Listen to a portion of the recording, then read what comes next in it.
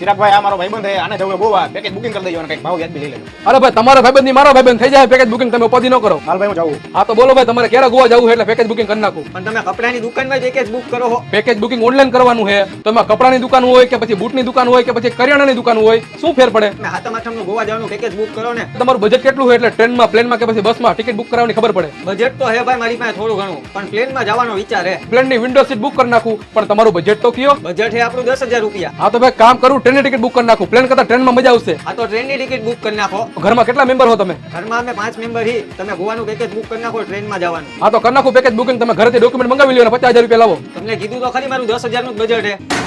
તમે એક કામ કરો ભાઈ, તમે હાતમના દિવસે 5 મેમ્બર ચોકડીએ જઈજો, ત્યાં કાળા કલરની ઇકો પડી છે, એમાં બેન ગોવા વયા જાજો, પેકેજ બુકિંગ કરાવવાની જરૂર નથી. ઓકે. હા તો મેં કીધું નવરા બેઠા ઓનલાઈન કામ કરીને કંઈક પૈસા કમાય, પણ કહેવત તો સાચી છે ને, કરવાની હોય કરાય, ન કરવાની ન કરાય.